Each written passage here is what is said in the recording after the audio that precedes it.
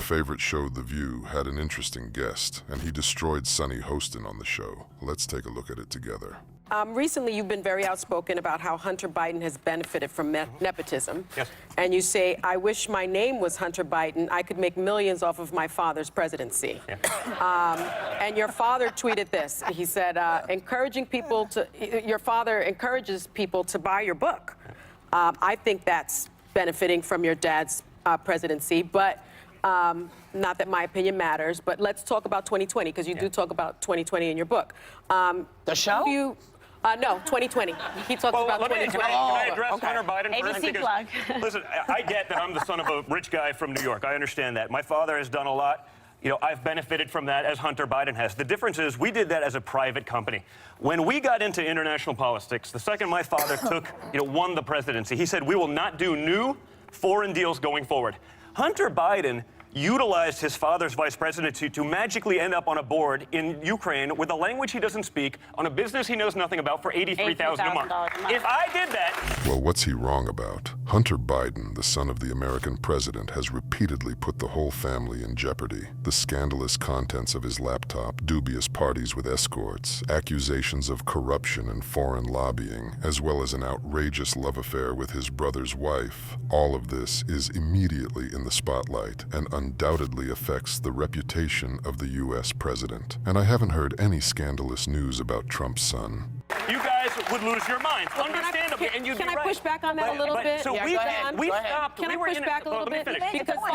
Because the D.C. hotel, your father's D.C. hotel, opened up just a couple of weeks after his election. I'm glad you asked. And you've actually made, I think, according to your father's financial report, he earned about $40.8 million, just a minute, from his D.C. hotel in 2018. The Attorney General is going to hold a $30,000 holiday party at the D.C. hotel. A lobbying firm with ties to the Saudi government paid $270,000 to the hotel between October 2016 and March 2017. Well, listen, let me thank God he's president. He knows how to make a buck. These are the details. The bottom line is you have made money. But let me finish. God, they didn't even let him speak until the end. Everyone knows the Trump family does business in New York. The entrepreneur's father, Fred Trump, the son of Swedish immigrants, made a $20 million fortune building cheap high-rises in Brooklyn.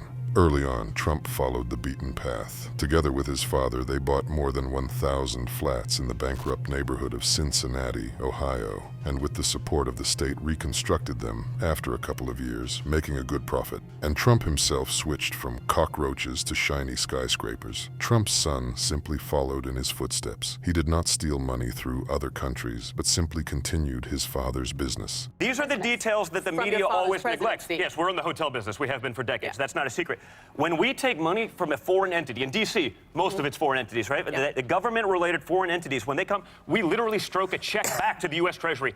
We spend more money on accountants than we can make from this to make sure we're doing that right, because we can't do that. My father gives back his entire salary to the U.S. Treasury to be put towards causes, whether it was alcoholism, whether it was the Department of Interior. So we're literally not making money from any of those foreign governments. We're giving it back to the Treasury. And by the way, there's an opportunity. But you are making money from the hotel based on the presidency. We're in the hotel business. All right, we're giving back. That's not a crime. Take a breath. That's not a crime. They have a duty and obligation to honor their business unlike Hunter contracts. Biden, we didn't become international businessmen magically when we got in office. Listen, All right? And that's something that no one talks about. Don't do that. We stopped Excuse me.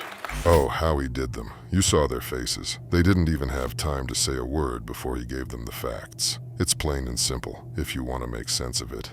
They just read that Trump's recruiting foreign investors, which makes good business sense. They immediately thought of Biden's son, who was just stealing through foreign companies. That's the difference between them. Let's get back to 2020. Who do you hope runs against your dad? You know, honestly, it doesn't matter that much to me. I mean, I sort of believe that the American people, and again, I understand, with full disclaimer, I'm the son of a rich guy from New York, but, I spent a lot of time in Middle America. Yes. Perfect. You're right.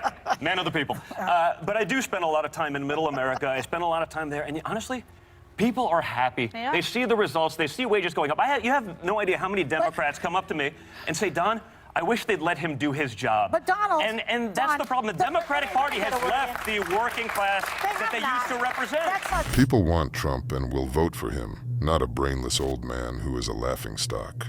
The whole point of the Democrats is to make a fuss and get a rise out of those they have humiliated. They don't talk to the people or do anything for them. Do you agree with me?